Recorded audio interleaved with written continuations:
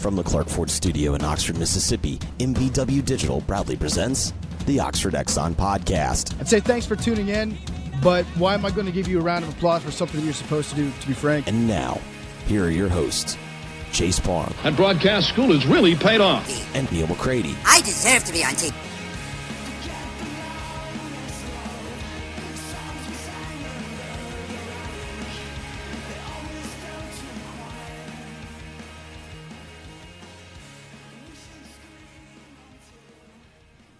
Welcome into this Tuesday edition of the Oxford Exxon Podcast. Chase Parham, Neal McCready, Clark Ford Studio this morning. Today we will talk a good bit of Ole Miss and Memphis, 11 a.m. Liberty Bowl on Saturday. Mark Giannotto going to join us. He is a sports columnist for the Memphis Commercial Appeal. He's also the co-host of Giannotto and Jeffrey with one Mr. Jeffrey Wright. 2 to 4 on 92.9. So that coming up here in a little bit with Mark. We'll discuss Memphis football, obviously, again, in anticipation of Saturday. But first, when you're heading to town in Oxford, whether it was over the weekend to maybe move in some relatives, the school begins or whatnot, stop in the Oxford Exxon, Highway 6 West in Oxford. Daiquiris as low as $3.99, as big as 44 ounces if you'd like. You know about the lunch specials. You know about the ribs. You can just call ahead or stop by and pick up wet or dry, whatever you like. Good side items. Great gas prices, courtesy of the Speed Pass Plus app, the mobile rewards program, and more. And with the football home game a week and a half away or so with Arkansas, the return of the Stadium Cup refill, bottomless refills for 49 cents at the Oxford Exxon. Just take your Stadium Cup in, refill it, 49 cents there with the Oxford Exxon. Again, coming to you from the Clark Ford Studio. We are. Clark Ford is in Amory, Mississippi, 662-257-1900. That's the number. You call it, and then all the magic happens. You ask for Corey Clark, and you tell Corey what Ford you're looking for. And Corey will send you a quote within 15 minutes in business hours. That quote is going to be right to the bottom line. There's no hassle. There's no haggle. It's just a great quote. And then the rest is up to you. You can make it complicated and ruin your day. It's your day. You can shop it around. Discover over and over and over that, that quote from Clark Ford was better than this particular quote. Or you can just take my word for it and the word of so many people who have bought from Corey Clark. You're going to get a great product. You're going to love it. You're going to love the service after the sale, delivery options, all of those things. Corey wants to be your truck guy. He wants to be your car guy, and he'd really love to show you what that means. So all you have to do is call the number and let that magic just flow right over you. Flow right over you, sir. Yes, sir. That's right. Okay.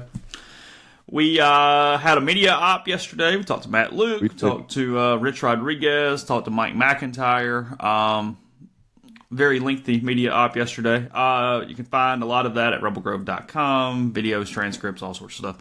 So I got a couple different things. We'll start here. Any news? I thought coming out of that there were two kind of stories coming out of yesterday. One was the health of Alex Givens. Obviously, Alex has not participated in team drills since his back surgery during the summer.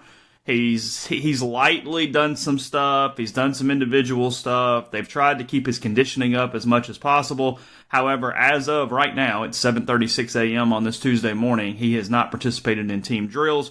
Matt Luke said that he would know more Tuesday or Wednesday. Brian Rippey followed up with Matt and said, how feasible really is it that he plays, considering he has not practiced. Matt said with his experience, it was more likely than maybe somebody who did not have that experience. But I'll be honest, Neal, I am skeptical, and I will be really, really surprised, not only if he plays, but if he played any number of considerable snaps whatsoever. Yeah, I mean, I've asked about this throughout the camp and have gotten kind of that answer of, he knows enough of the offense. He knows football. He doesn't have a lot to learn and stuff. And I get that. But I saw him out there about a week ago, and he was just walking. And I know he's doing more than that now, but it's difficult for me to believe.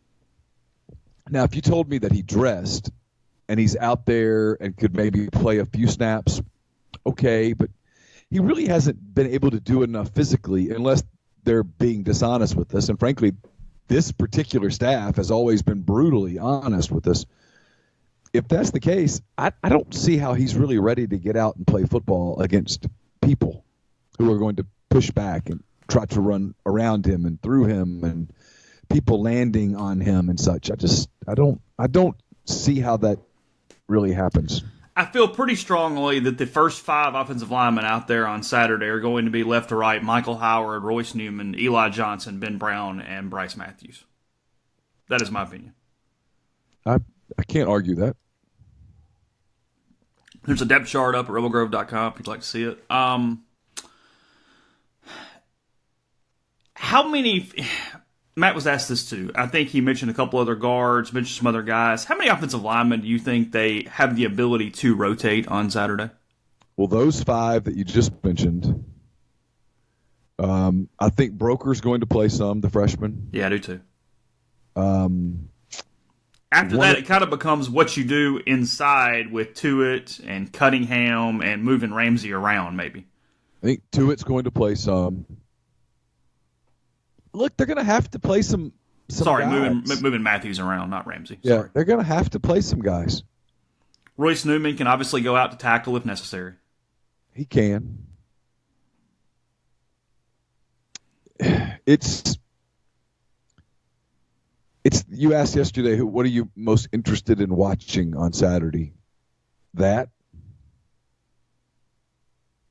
I'm interested in watching the offensive front against an opposing defense. It's going to be hot. Turf's going to be really hot. It's going to be muggy. They're going to try to play at a tempo. Rodriguez loves tempo. He loves to go fast. We've talked about this. You go back and look at his Pac-12 teams. They didn't run the world with time of possession or anything. I mean, they go quick. They score. I mean, he made a joke yesterday, but he was saying that basically he was tempo unless he had a 2-touchdown lead in the fourth quarter and he needed to run the clock out. At first I thought he was joking, and then I don't think he was joking. Well, maybe not. I mean, they want to go fast, which means that and look, they look better conditioned to me up front, but you don't have a lot of depth there. So guys are going to be playing a lot of snaps in that heat. And if you don't have Givens available, it takes a thin unit, makes it thinner. It takes an inexperienced unit and makes it really inexperienced. I mean, you've got starts from Ben Brown. Brown played a lot. Yeah. He's as experienced as a sophomore can be. Yeah. Newman played some, but not a lot. Matthews has played some. Good bit. And everybody else, Howard hasn't played much. Certainly hasn't played tackle. No, he's played tight end. Eli Johnson hasn't played much. Certainly not in this capacity. Broker's his first college game. Cunningham, this will be his first college game. Tuitt hasn't played much. Tuitt hasn't played much at all. If Jeremy James plays, it's his first college game. People say, where's the story? There's the story's right there. It's up front. They're either going to really, if we always talk about the football gods, if the football gods came down and told you today they go 7-5, you say, wow, man, they really surprised up front. And if the football gods come down and go, they went 3-9, you go, well, the offensive line was a problem, and it turned out to be a big problem. Really, there's not a lot more to analyze, frankly. Right here, I've got it. I've got this right here. Returning, let me find it. Snap counts. This is interesting. Go through this real quick. Okay. This is their snap counts. Let's see, just in general, I think. I guess maybe from last year. I don't know. Let me see real quick. Give me 1 second. Yeah, 2018. Okay. So here we go. 2018 offensive linemen. Here's what they lost from last year. Let's go there first, because everybody always goes, hey, this is what they is, but look back really and truly at what is gone on this offensive front. Javon Patterson plays 856 snaps last year. Greg Little, 805. Sean Rawlings, 698. Jordan Sims, 313. They'd kill for a Jordan Sims right now. Yeah, you forget about Sims. Yeah. It's a lot of snaps lost. So, quick math, that's 2,500, give or take. Okay. Returning, here's what they got. Alex Givens, who may or may not play, 805. Ben Brown, 723. Tons of snaps last year. After that, here's what they got last year. Royce Newman, 135. Bryce Matthews, 31. Chandler Tuitt, 24. Eli Johnson, 17. Michael Howard, 11. That's it. And those snaps for Howard were at tight end. Yeah. So if Givens isn't available and you take out Brown, the other four spots from a returning standpoint, 135, 162, give or take 215 snaps total. Well, even with Brown, you only have about 1,000 snaps if Givens isn't available. Yeah. After putting Givens in the other category, 3,300 gone from last year. Yeah. The starting center played 17 snaps last year. The starting left tackle played 11 at a different position. It's a giant question mark. It's why when people say, why is Ole Miss not getting any respect from Vegas? That's why. Why are so many people picking Ole Miss to finish last in the SEC? That right there. Well, I mean, look. This is across the board. I mean, other than running back because of Scotty and Woolard to an extent, this is across the board. I mean, right here, wide receiver. Elijah Moore played 403 snaps. Okay. After that, Braylon Sanders 328, Miles Battle 40. That's it. Everybody else is playing their first college game. Yeah. AJ played 728. Lodge played 634. Metcalf played 344. Alex Weber played 86. What did Floyd Allen play? Not many at all. 22. Okay. Tight end, Cooley, 257 snaps. How many did Knox play? 595. Yeah. Pellerin, 59. That's it. Pellerin, 59? Yeah. Yeah. Scotty, 514. Woolard, 298. That's it. Yeah. Penniman obviously didn't play, and he's a tight end now. Yeah, two guys are going to play their first college game. Tylen Knight played 26 offensive snaps last year. Yeah. I'm biting my tongue. Okay. Matt Corral played 67 snaps last year. If people 67. say, why are they picked to finish where they're picked? Now, Corral did have a 91.2 Pro Football Focus grade, which is incredibly good, but still, 67 snaps. I think he's really good. The question on Corral, I mean, we're just being repetitive because it's Tuesday before we've been previewing a season forever. Yeah. Snap counts are interesting, though. Yeah. The question on Corral is not, is he going to be a good quarterback? He is, in my opinion, and feel free to disagree, absolutely going to be a good quarterback. Is he going to be a good quarterback in his first college start? Well, I mean, look, this isn't criticism at all. I mean, it's just interesting to me. I'm not being negative here. Rich Rodriguez pointed out who he thought Matt Corral reminded him of the most, and it was the Scott kid that he coached in 2012. What was his name? Matt Scott? Matt Scott. Okay. Matt Scott threw for a lot of yards, had 4,000 total offense yards or some crap like that.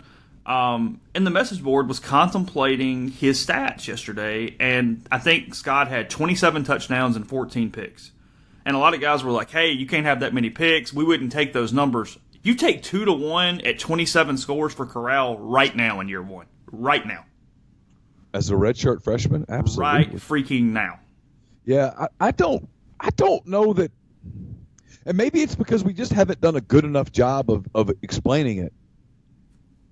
I don't really understand. I don't know that people completely understand how up against the wall this team is going into this season.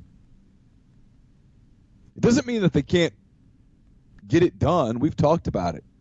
The early part of the schedule has a multitude of winnable games, and they could get off to a great start and build some confidence and build some chemistry and pull off an upset or two and have a special season. It's absolutely available to them. But they could get off to a slow start too, just because of all the inexperience. Guys trying to sort of feel their way. All the computer programs that run games nationally are picking Memphis to win and, frankly, picking Memphis to cover. Doesn't mean that they will. It just means objectively, and the computers don't have a bias, objectively, Memphis is the favorite Saturday. And now Memphis is still, I mean, we'll talk to Mark in a few minutes. I mean, Memphis is also a team that's having to figure themselves out. They lost 6 assistant coaches. They lost both coordinators, even though Norvell calls the offense. They lost Darrell Henderson. They lost Tony Pollard. I mean, they got stuff to figure out too. That's really the story of this week as we kind of get close to game day. Is I get the whole Memphis is favored in every game and all this stuff. They've beaten no one. I mean, I don't know if they're good or not. Let's not act like Ole Miss is running into the 85 Bears here. I mean, this is an average to good football team they're playing on Saturday. Yeah, this is of the teams that they're going to play in the first half of the season. Potentially 10th, probably 9th. Well, no, sorry, 7th-ish. Vanderbilt's worse. Oh, I don't know about that. It's in the Vanderbilt category, and then I don't know what to make of Cal. That's where I'd put it. I would predict Cal to beat Memphis. I would predict Arkansas to beat Memphis. I would predict Memphis and Vanderbilt to essentially be a coin toss. I don't buy the Memphis hype at all. None. I did some radio in that city for a while, and I like the people there, Brad Carson at 92.9, all that, but there is it's almost a requirement, a need to prop everything up. They're 8-8 in their last 16 games. Their biggest accomplishment is they played UCF close. That's it. And they did. They played UCF really close. Norvell's best win is, I mean, taking out in the last couple of years, obviously take out 15, is UCLA.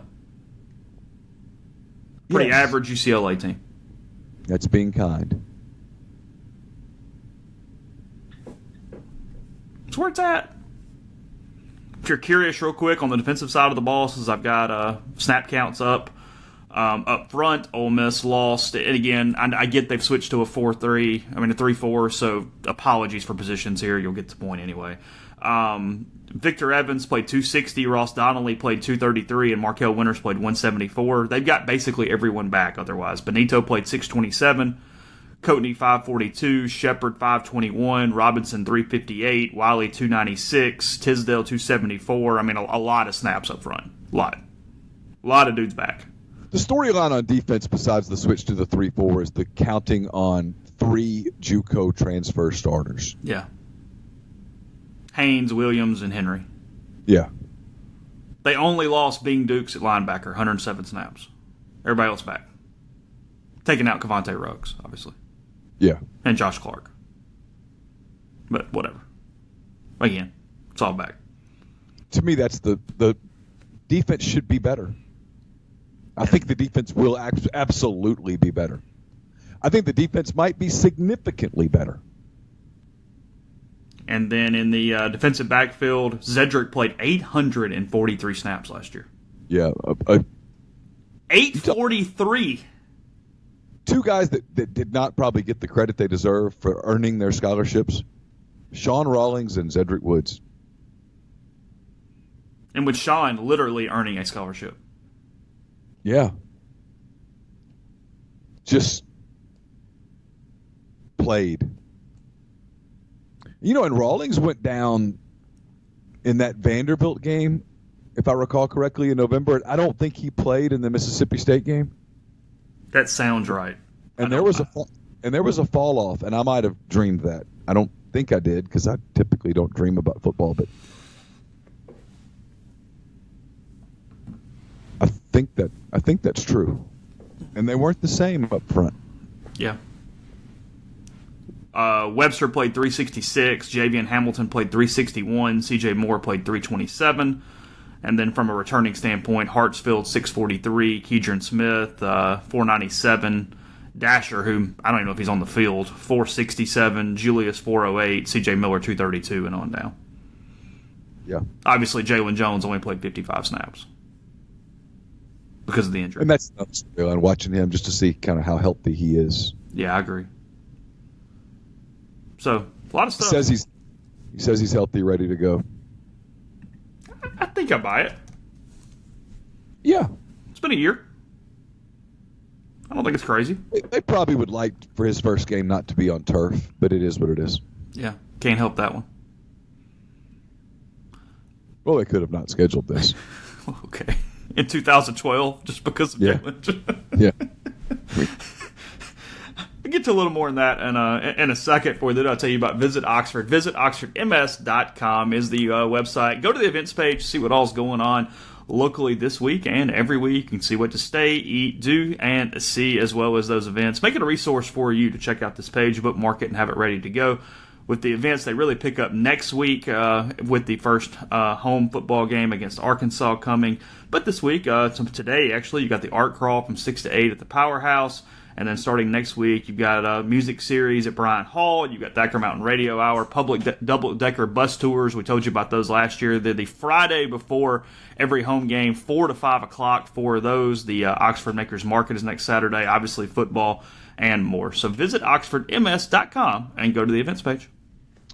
We're also brought to you by Home 2 Suites by Hilton Oxford. It's located at the intersection of South Lamar and Belk Avenue. This newly opened all-suite Hilton property offers guests lots of extra amenities. Each spacious suite has a living area with a sleeper sofa and a fully equipped kitchen. There's complimentary breakfast each morning, lots of options to suit any palate, a fully equipped fitness center, free laundry facility, complimentary Wi-Fi throughout the hotel, and much, much more.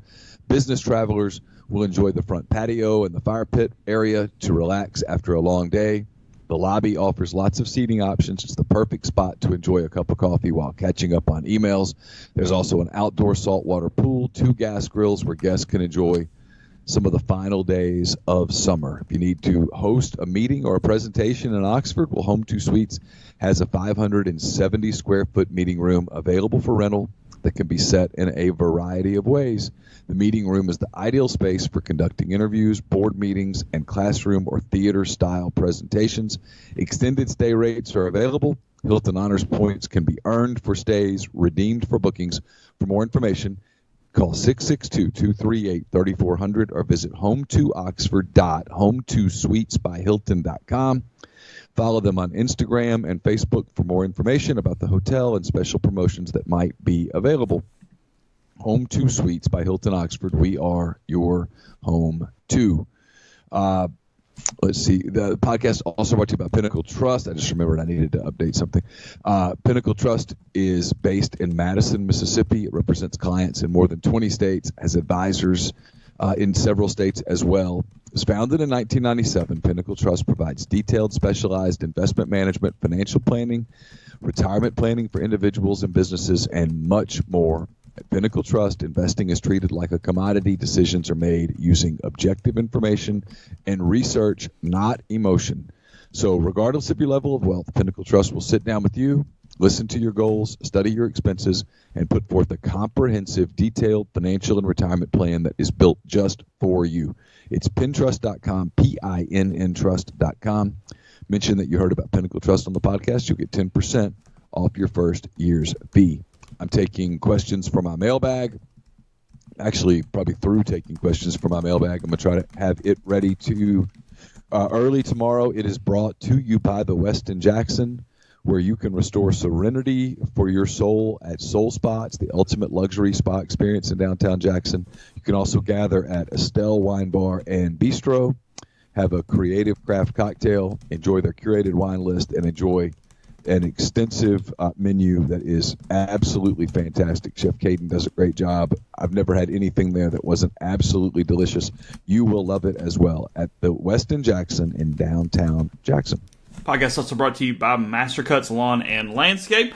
Everything from custom playgrounds, retaining walls, pool decks, outdoor living spaces, paper patios, forestry mulching, and much more. The path to your dream backyard, easier than you think. You can find them online at gomastercuts.com for a free quote or at 662-607-7773. Again, that's gomastercuts.com. So, what do you make of this? Jeff Calkins has a column up this morning on the Daily Memphian. You can read it there. I think you get a few free articles prior to having to subscribe.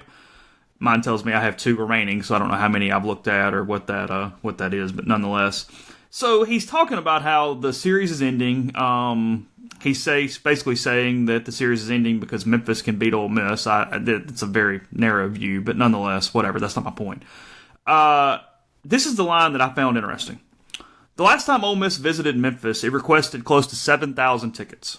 If you remember, that was the middle of 2015. That was the Sugar Bowl team, all that stuff. Oh, yes. This year, for an opener, Ole Miss has only requested 3,250 tickets. What do you make of it? So less than half? Less than half. Oh, I mean, and now, look, you're going to get tickets a lot of different ways if you're going. This is not an end-all, be-all number, but it's still a huge difference from 2015. It tells you that people are skeptical, cautious. Cautious is probably the better word. I mean, I've had a lot of people tell me, it's the biggest non-conference game Ole Miss has played and whatever, and I'm always really hesitant to go there because this isn't a team that's competing realistically for championships. I think that's fair, right? Okay, sure. You would agree? Yeah, I get your point. Yeah. They're not a contender in the SEC West this year. So a loss to Memphis isn't, when you get away from the emotion of it, it's not a devastating, program debilitating loss. You get up the next day and you get ready for Arkansas. What a loss to Memphis would do, I believe, is impact attendance the next week. I think it would take away some people who are looking for a reason to buy in. Like if you told me today, if you said, hey, predict the attendance for the Arkansas game, and I'll tell you the outcome of the Memphis game, I'd say, okay. And if he or she said, Memphis wins by 10 points, I'd say 50,000. And if you said Ole Miss wins by 10 points, I'd say 59,000. I mean, I think it's that big of a swing. There are people that are looking for a reason to buy in. And frankly, with a win, maybe even more than that when you consider the home opener with a 6:30 start. 6:30 start, SEC game. Might even be looking at one of those 61, 62 type deals. I think Arkansas will bring a lot of people. Yeah. Et cetera, et cetera. Yeah, a big crowd. But if a loss, there's a lot of people that are going to say, I'm not doing this until they give me a reason to do it. And then a loss puts so much pressure on that next game to not have a bottoming out against CeeLa. Yes. The next week. Yeah, I mean, if they're 0-2 at 3 o'clock on September what would that be, 14th? Yeah. It's going to be ugly. Now, the flip side of this is if they're 3-0, when Cal will be a zoo. Oxford will be jumping. Yeah. And then that becomes, in my opinion, one of the biggest non-conference games Ole Miss has played in a long time. Right. The whole making this Memphis game the end-all be-all thing is I can't go there because when I rationally think about it, I shoot it down. But it's a big game from perception standpoint, and that's what it tells you, that a lot of people just, I watch it on TV, and if it goes great, awesome. I'll be in Oxford next week. I don't know. I mean, I'm sure there are a few that I'm not thinking of, but the people that I talk to weekly, I don't know anyone going Saturday. Just friends. Well, and let's be fair here. It's 11 o'clock. It's going to be hot as hell. Now, ends up it might not be, but when people were thinking about it, they were thinking it's going to be hotter than hell. A lot of Ole Miss fans don't like going there anyway. It's not a great part of town.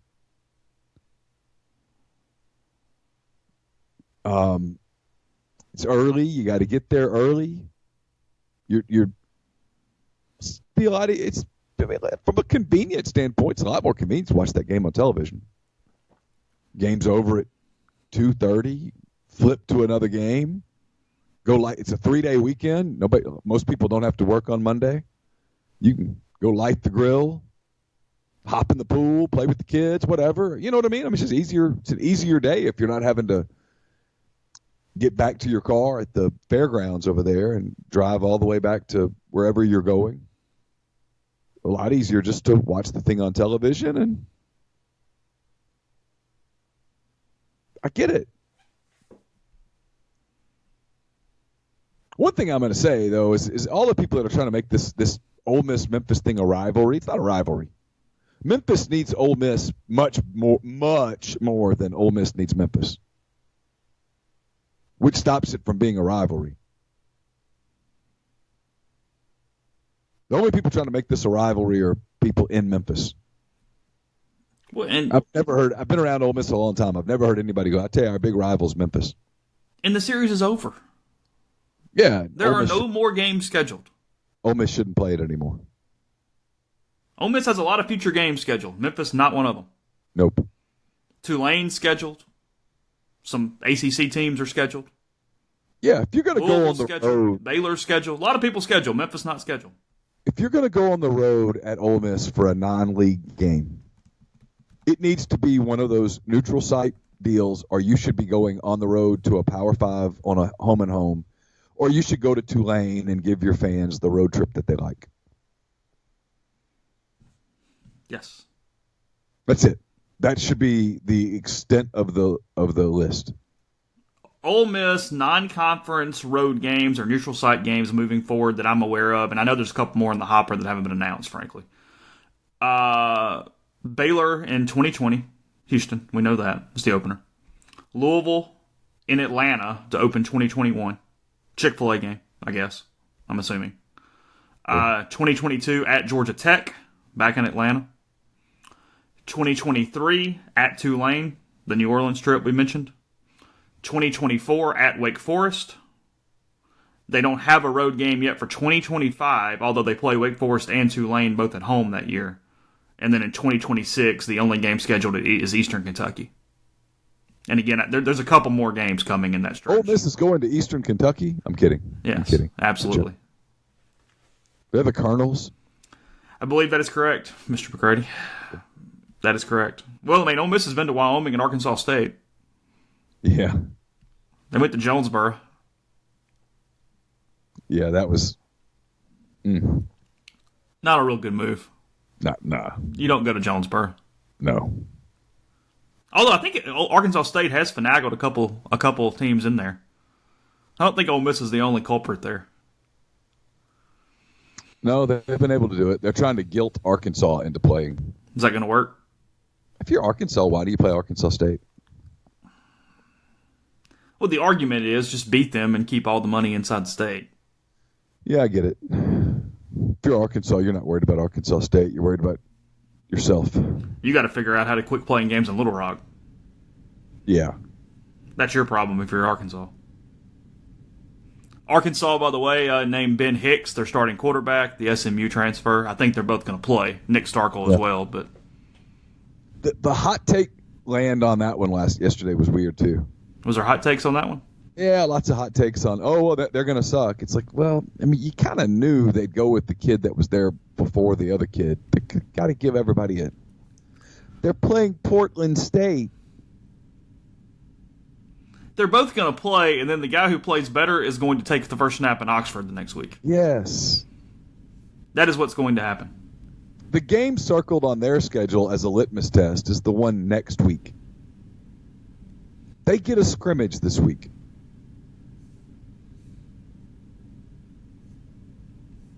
They'll find out what in there, and they'll tell you that because I've talked to people up there, obviously, when I've been moving a kid in and stuff. They'll find out what they are or aren't in Oxford.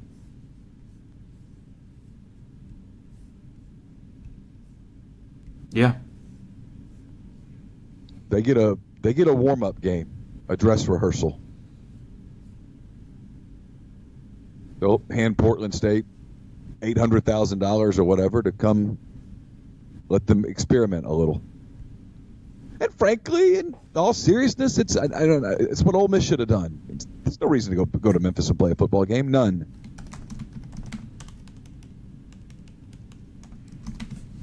I guess they get the basketball thingy. Okay. Football pays the bills. Ole Miss would be far better off Saturday with this young team playing Eastern Kentucky at home. Yeah, of course. Far better. I mean, I don't think anybody can argue that. Far better off. Let these guys get a little warm-up game. And then find out what you are or aren't against Arkansas. Completely off topic here, but I just saw this on the message board a second ago. Ole Miss baseball had their 2-mile run yesterday. It's what they do with all. Basically, the first day back, they run 2 miles to see if anybody's completely out of shape from the summer. Is the point? I think Mike sets a time limit of 14 minutes. I'm really curious about some of those people and those numbers. That's a really fast run. It's an incredibly fast run. That's where I was getting at. Is the winner was Connor Walsh, who I'm fairly man crush obsessed with for this next season. They're going to give him a chance to play in the infield, but I think he's a center fielder next year, and then I think he's the shortstop after Savidio leaves. Incredible athlete. I think he runs about a 6'2", 60. He won it in 11:48. That's flying. Whoa! Ran 2 miles in 11:48 yesterday. So he was running 5.5-minute miles. Yeah. Or That's under not 6. a sprint, but it's close to a sprint. Yeah, Walsh won Heat 2 and had the best time at 11:48, and then Doug Nikhazy and Drew McDaniel ran 12 minutes flat. That's haul and tail. Yeah, go get on your treadmill today, boys and girls, and set that puppy to a 6-minute mile. Yeah. And try to hang on to it for 12 minutes. You're not going to. No, I couldn't do it. Oh, God, no. I could go knock out an 8-minute mile right now. No problem. One. No, I could run 2 8-minute miles. You could run 2? Okay. Yeah. I couldn't run 2. I could get close to 8 on 1. I couldn't do 2. Now, if you let me run a 9-minute mile, I'm fine. I can sit there and run 3 or 4 of those. Yeah. But a 6-minute mile? Nope. That's moving. Yeah. You better run all summer to get ready for that puppy. I don't believe some of those dudes run 2 miles under 14 minutes, frankly. But nonetheless. Yeah. Listen, I'm not making fun of anybody here. Okay, I'm really not. I don't know that I believe that Lance Lynn ran a 14-minute 2-mile. Well, now, Neil, if you can't run it, you don't play. Yeah, I'm going to guess he finished his in about 16 and a half, 17 minutes and looked at Mike and said, that's close to 14, right? It's a team.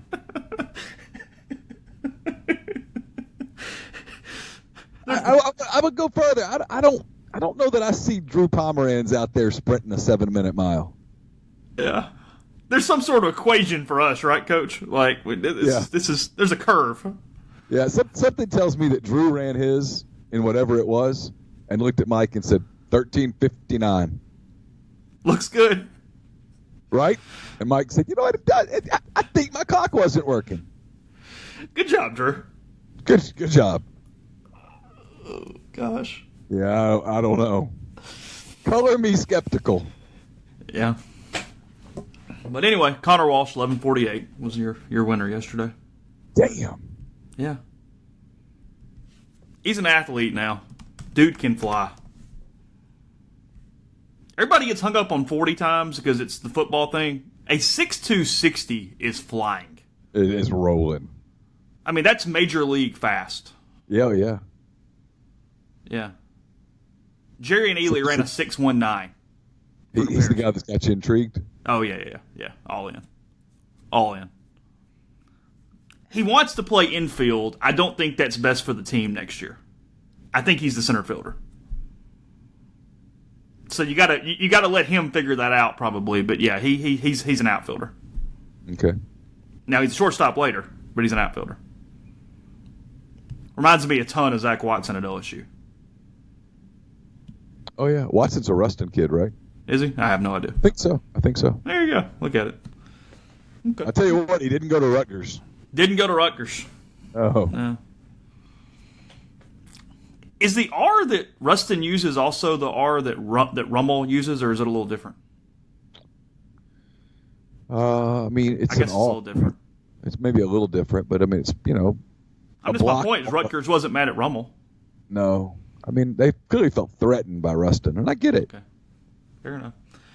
We'll talk Memphis in a second with Mark Giannotto. Before we do that, I'll tell you about Community Mortgage, Oxford, Memphis, Soto County, and Chattanooga. All underwriting and processing is done in Memphis. You're getting local underwriting that understands your market, a leader in condo financing, the float down option, so you can lock in the current rate. But if rates go down before you close, you get the lower rate. Also, with rates as low as they've been in about 2 years, it's a great time to talk to Jason. 662-234-2704 or JLOWE@communitymtg.com. The podcast is also brought to you by our friends at Grenada Nissan. If you're in the market for a Nissan vehicle, Grenada Nissan's the place to go. They have a complete selection of new and previously owned Nissan vehicles. Go in, test drive one today.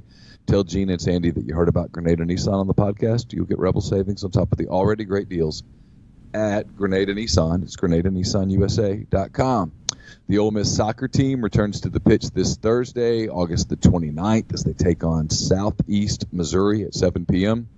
Admission is free, so bring the family out and enjoy some Rebel soccer. Celebrate 125 seasons of Ole Miss football with this exclusive offer. Pick one conference game and one non-conference game, which includes parking, for just $125. For more information, visit OleMissTix.com. Rebel fans, be sure to secure your Rebel Flex Pass this season at the Vault for just $249. New features this year include linking passes with friends, adding guest tickets, and more. For more information, visit OleMissTix.com. The Ole Miss volleyball team kicks off their 2019 campaign at home this Friday for the Rebel Invitational. They take on Central Florida at 3 p.m. and Rice at 6 p.m. Admission is free. For more information, visit OleMissSports.com and join the Rebel football team back in the Vault for their 125th season on September the 7th versus the Arkansas Razorbacks. Tickets still remain and can be purchased by visiting OleMissTix.com. That's OleMissTix.com. Podcast also brought to you by John Edwards of Regency Travel Incorporated in Memphis. Whatever trip you're planning, the holidays maybe, they're right around the corner. Maybe you're already thinking about next spring break. Maybe you're already dreaming about next summer. Get in touch with John. He's going to come up with some options for you that you're not going to find on your own. He's part of Virtuoso. It's a worldwide network of travel partners that allows John to supply his clients with added values, unique benefits that are simply not available to other travelers. So if you're thinking about going with the boys to Pebble Beach or taking her to Napa for the vacation of her dreams, get in touch with John, give him some parameters, give him a budget, and let him give you some options. And you don't have to live in or near Memphis to take advantage of his services. 901-494-3387 or send him an email, jedwards@regencytravel.net. First-time clients can save $50 off their first booked trip just by telling John you heard about Regency Travel on the podcast. Mark, thanks for joining us. Really appreciate you taking some time here on this Tuesday. I'm going to start with a really simple question because we get this question a lot about Ole Miss, and I know we get sick of it. People say, what do you think? How do they look? All that stuff. I don't really know the answer. You've seen the Tigers some. I know you've been a lot of basketball focus as well, but is this Memphis football team any good? What do you think? It's interesting. I've been to a few practices and watched a scrimmage. I think they're good. I think the question is, how good are they in terms of, I think they're an 8 or 9 win football team. I think they're going to be, at least as good as they were last year, probably. The question is this a team that can, get over the top, so to speak, and win an AAC title and get to a New Year's Six Bowl? I'm not sure about that. There's certain spots where they're better. They lost some playmakers in Darrell Henderson and Tony Pollard, but they've got Patrick Taylor, who's going to play in the NFL more than likely. They've got DeMonte Coxey, a guy who was an SEC type wide receiver who just didn't academically qualify and had a 1,000-yard season last year and might play in the NFL too, wide receiver. They've got a returning starter at quarterback in Brady White, who probably looks better statistically than what you actually see when you watch him on the field, but he's nonetheless a returning starter. I think the two big question marks for them are along the offensive line. They have 3 new starters and 4 guys total playing different new positions, essentially.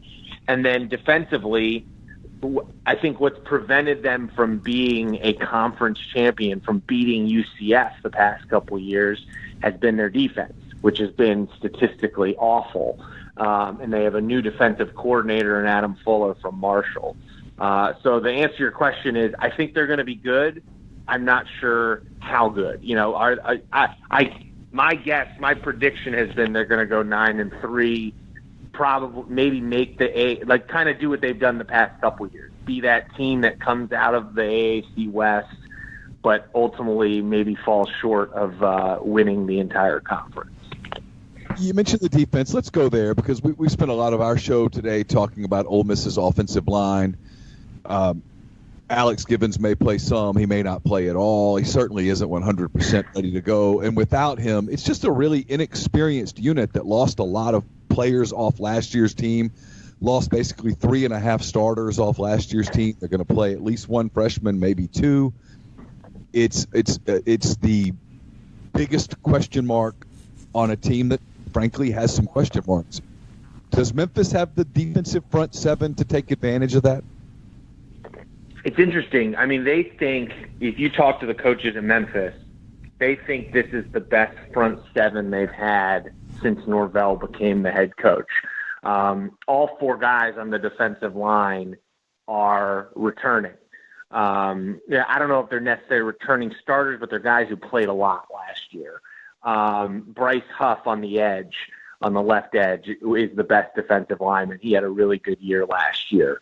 And then they've got some depth. They've got some freshmen backing up those defensive linemen who I think ultimately by the end of the year could supplant them just because they're bigger. Like, one of Memphis's issues in recent years, their defensive line just isn't that big.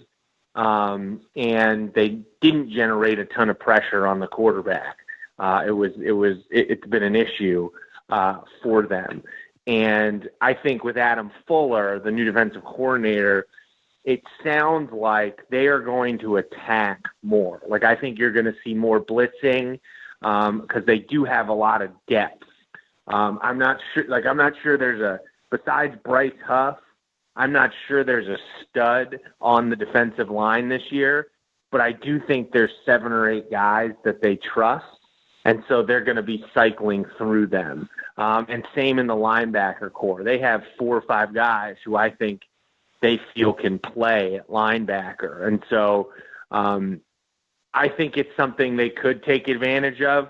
It's just going to be fascinating to me to see how Adam Fuller plays, because just in terms of how he coaches this unit. Because if he does what he did at Marshall, you're going to see a lot of blitzing. You're going to see a lot of stunts. But the question is, after talking to him, does he feel like this personnel is good enough to do that right now?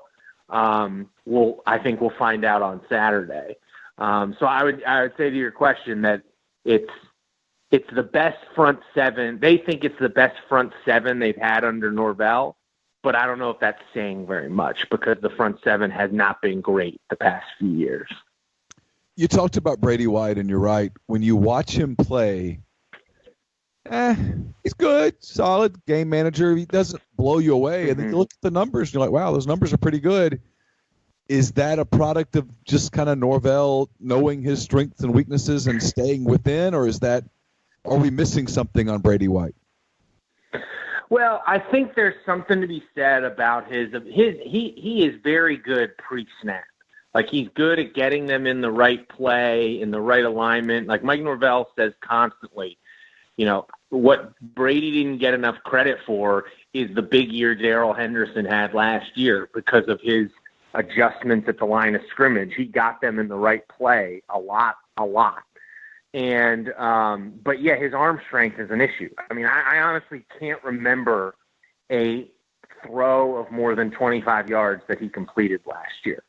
It's, and as the year wore on, especially at the end of the year, teams started stacking the box and started double teaming DeMonte Coxey, basically saying, all right, if you're going to beat us, you're going to beat us with that. We're not going to let you just run over us, and we're not going to let you just throw quick slants to DeMonte Coxey.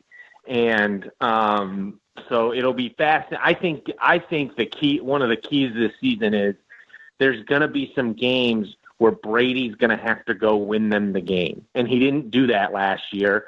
He didn't really need to do that very often. There were a couple times where he fell short, essentially. But he hasn't done that yet since getting to Memphis. And I just think opposing defenses they're going to watch. Anyone who watches the film from last year is going to come away thinking, all right, well, let's see Brady White prove it. Watching him in practice, I do think his arm strength's a little better.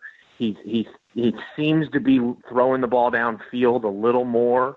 But skill position wise, this offense, even though it lost 2 NFL running backs, scat backs, Tony Pollard's more of a scat back, but they still have a lot of weapons. Like I have a good tight end.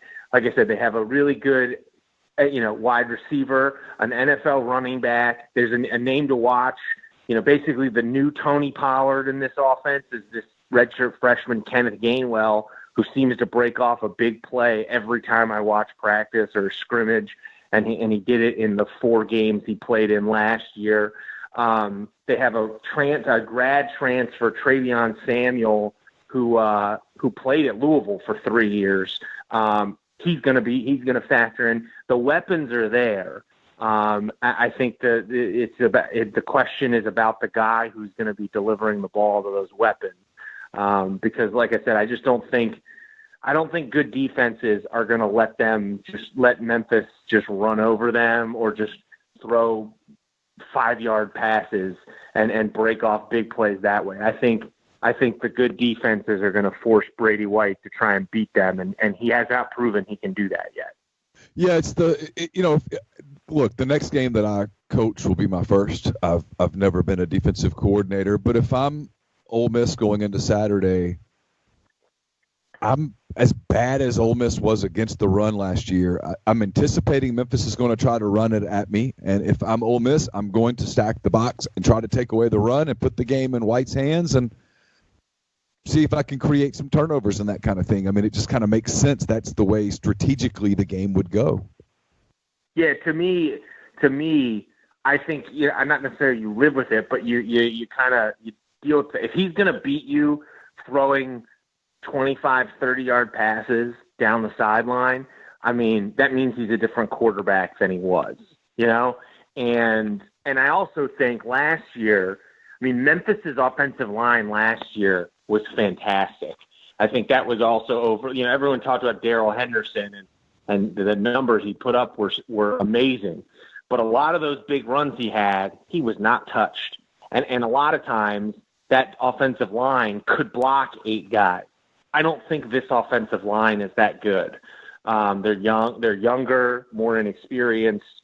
And so I agree with you that if Ole Miss, to me, has to stack the box, you have to put the game in Brady White's hands. If you're going to let them just hand the ball off, like Patrick Taylor is a really good running back. He got the same draft grade as Tony Pollard and decided to come back. He rushed for even though Darrell Henderson rushed for 1,900 yards, Patrick Taylor, who was kind of the number 2 running back, rushed for over 1,100 yards. So he's really good. And to me, if he rushes for 150 yards, that's a good sign for Memphis. If you can keep him, closer to 90 or 100, something like that, that to me is a good sign for Ole Miss. You do a radio show there every day in Memphis. You know how big, how much anticipation there is for the Memphis Tigers basketball season. People are excited about the Grizzlies, John Morant's rookie year, and all of that stuff. How big, Mark, is this game for Mike Norvell, for this Memphis program, just to keep the local attention on football for a little while? Yeah, I think it is important just to create some momentum, especially when you look at the schedule. If they win this game, there's a decent chance they'll head into to October, the middle of October, undefeated, and that's what they need.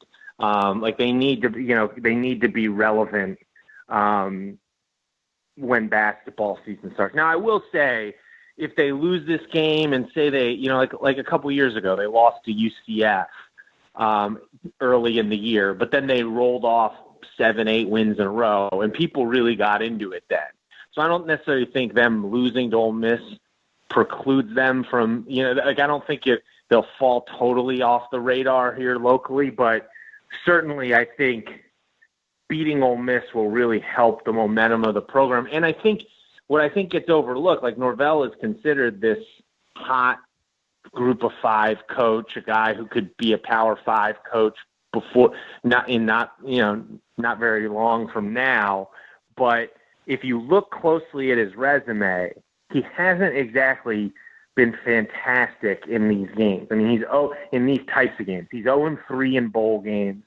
He's 0-4 against UCF the past couple of years. Now, to be fair, they've come closer to beating UCF than any other AAC team. His best non-conference win as a head coach at Memphis, they beat UCLA a couple years ago, and that was considered a really big deal at the time because UCLA was number 25 and Josh Rosen was the quarterback. But when you looked up at the end of the year, that was a 6-7 UCLA team that got its coach fired.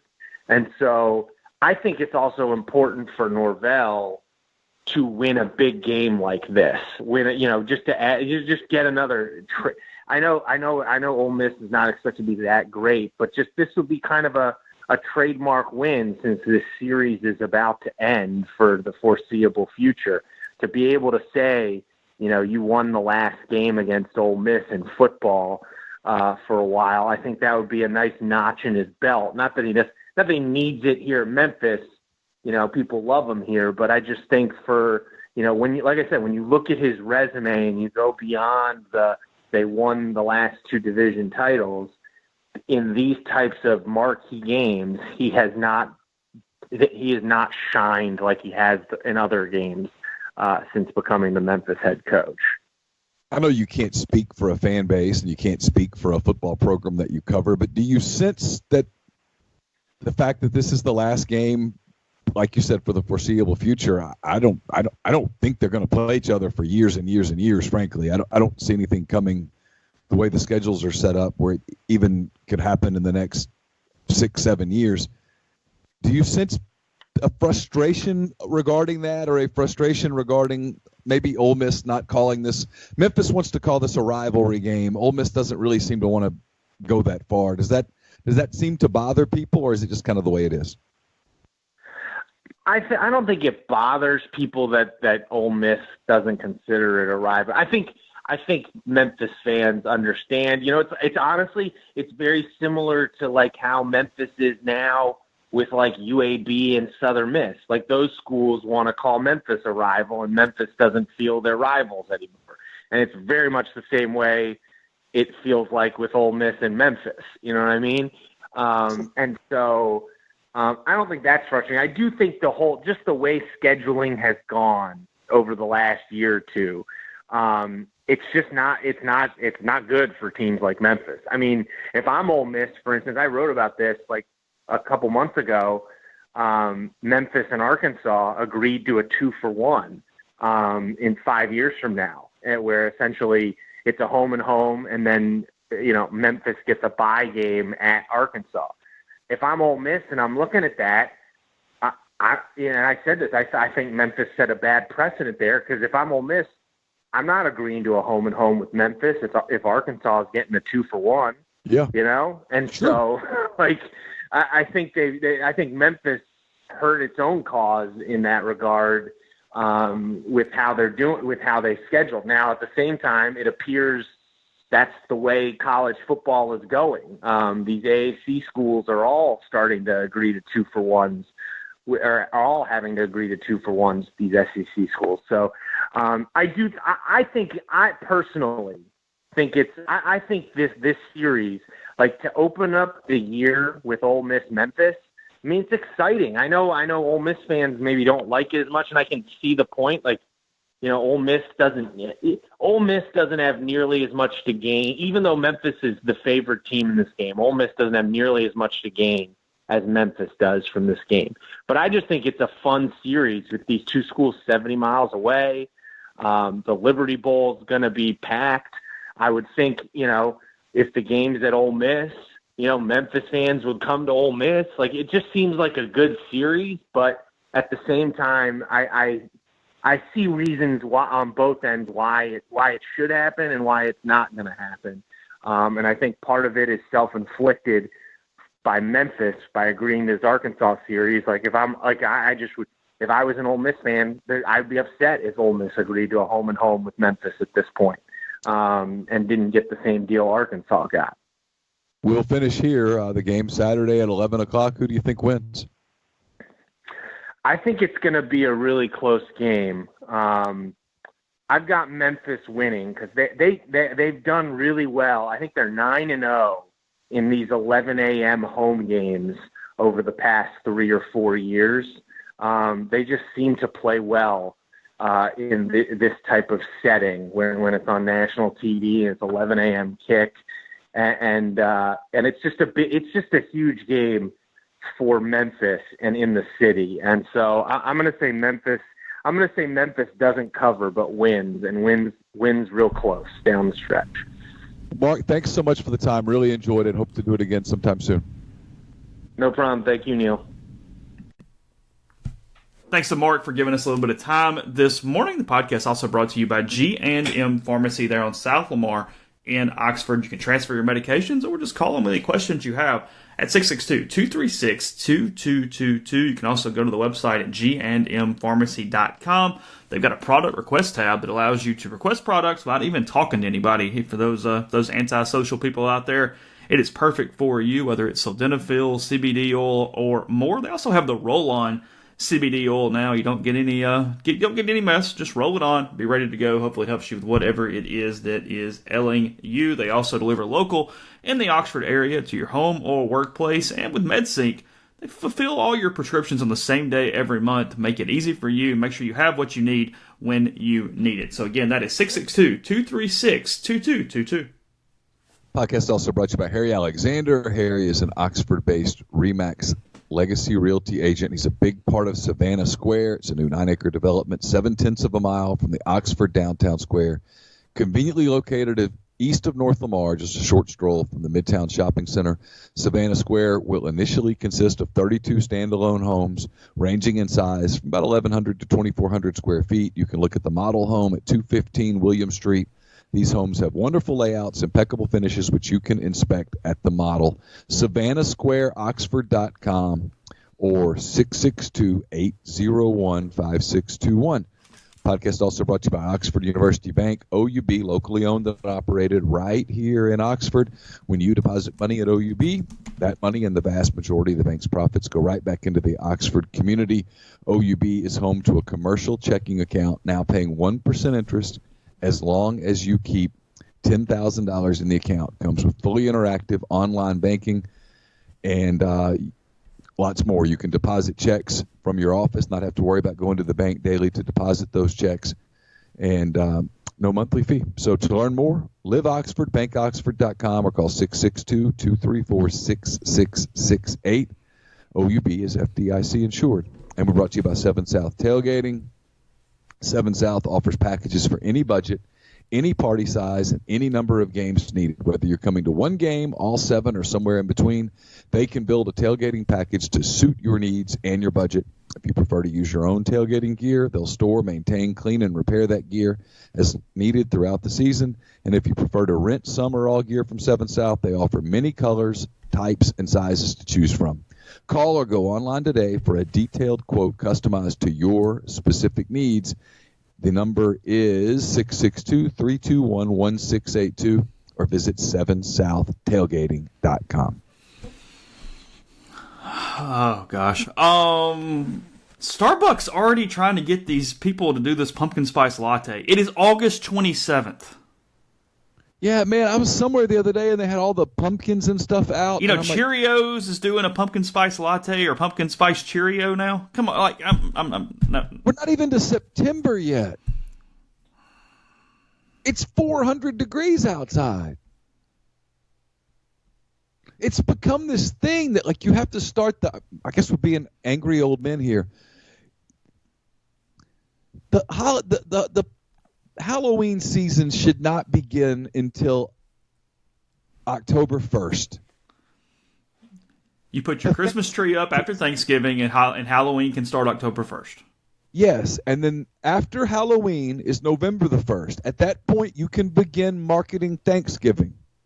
And then Black Friday is the day after Thanksgiving and is the perfect day to begin marketing Christmas. We're always in a rush now to get there. Just chill. I mean, you watch. There's going to be Christmas stuff out in September. Watch. It's a season, and I love Christmas. Christmas is awesome. Start marketing Christmas on the morning of Black Friday. It's perfect. Get a whole month. It's going to be 91 degrees on Saturday. 91. You want pumpkin spice latte on a 91-degree day? Are you insane? I don't want a latte, period, on a 91-degree day, but nonetheless. Of course not. Can you buy beer at the Liberty Bowl? Can they sell beer? I think so, right? I don't know. I think so. I would guess. You think that helps? I'd rather have a beer than a latte, yes. Okay. On a 91-degree day or any other day. If Ole Miss isn't selling pumpkin spice lattes when it gets cold outside in the football stadium, they're missing a huge revenue stream. No doubt. Just run those things through the student section. Are you a pumpkin spice person? No. God, no. Even in November? Oh, God, no. No. Yeah. I don't like the flavor, and because of how popular and people obsess over it, so it turns me off. I'm good. Are you a pumpkin pie person like on Thanksgiving Day? Nope. What about sweet potato pie? I like sweet potato pie better than pumpkin pie, yes. Okay. I'm more of a sweet potato pie, but either one is not really my thing. What's your favorite pie? A cold chocolate pie with whipped cream instead of meringue. Ooh. Yeah. That is my favorite. Totally with you. Meringue is completely unnecessary. We've been through this. I make people mad. I don't like meringue. I want whipped cream. Meringue tastes funny. Yeah, I don't like whipped cream. I don't like meringue. I like whipped cream, and then you put some chocolate shavings on top of the whipped cream. Yeah, and I would prefer the pie to be cold. Yes, I would much like it to be refrigerated. I would like the pie to be cold, and I'll have a cup of coffee with it. Other than chocolate, I like fruit pies. Strawberry, peach, things like that. I like a good lemon icebox pie. Okay. But no meringue. I like coconut pie. My mom makes a really good coconut pie because it's not... Yeah, I'm a coconut fan. I eat a lot of coconut stuff. I like coconut, too. I like pecan pie, but only if it's not runny. Like, if it's runny... No, it has to be very firm. Yeah, I'm out. Yeah. Thanks. Yeah. Because, frankly, it's so rich. Well, that's how you kill chocolate pie, too. I mean, I've had chocolate pies where people will bake them, and then you cut it, and the chocolate runs where you cut it. Just. Yeah, I don't want that. At that point, I'll just... If I'm going to do that, I'm going to pour chocolate liqueur into something and have a drink. And I'm definitely a pie person instead of a cake person. I'm not a big cake person. I'd rather have a pie. Yeah, I'm not a big cake person either. If you're giving me cake, you're going to need to throw a scoop of ice cream on that. Oh, really? Yeah. Ice cream on the cake? Yeah, something just to give it a little bit more. Yeah. What's your favorite cake? If I told you can't have pie today, you can only have cake, what's your favorite cake? Very, very simple. Yellow cake with chocolate icing. Yeah, my mom makes a red velvet cake that's really good. But if you're doing a red velvet cake, why don't you just do a chocolate cake? It's a chocolate cake. Why red velvet? Well, I don't know. I'm just curious. The cream cheese topping's a little different. And you can't put that on chocolate cake? You could, but you typically don't. But why? I don't know. It's a good question. I think it's unnecessary. Cool. I mean, live and let live. Do whatever you want. Fine. It's just food coloring. I know. That's my point. Yeah. I mean, you could. I like lemon cake. I don't know that I've ever had lemon cake. It's good. I don't think I'd ever pick that off the lineup. Hey, today we got blah, blah, blah. We got lemon. Nah. I'm not a big caramel cake fan. Ole Miss made us. They had the media could stay yesterday and test concession foods, I believe was the term. Concession foods, and you and I both left. No, I didn't. It was a good idea. I'm not being critical. I just wasn't. No, I didn't see anybody write about it and stuff either. But I don't follow a lot of the people on the beats. I don't know. Did people take a lot of pictures and tweet it out and stuff? I don't know. Two Memphis defenders are out, by the way. Do what? Follow. You're the only person on the beat that I follow. Am I really? I think so. You didn't follow me for like a 6-month period there a couple years ago. Really? I don't know why. Then on one day you clicked the button back. And I was like, well, all right. I was like, and I don't even talk NBA. I wasn't even making fun of the Thunder or anything. David Brandt's gone. I missed him yesterday. I miss Dave. Yeah. He shouldn't have. He was tweeting about the Diamondbacks, and I still follow him, and it confuses me every time I see it because I'm like, why is he talking about the Diamondbacks? Yeah, he shouldn't have left us. That wasn't right. It wasn't fair. No. Yeah. He didn't consult either one of us before he took that job. Nope. All right, let's see. We got plenty at rebelgrove.com. Neil's got a mailbag coming. Continued coverage leading up to Saturday when they finally play a freaking football game. Thank goodness. Ole Miss and Memphis, 11 a.m. from the Liberty Bowl. We'll be back tomorrow, and we will talk to you then.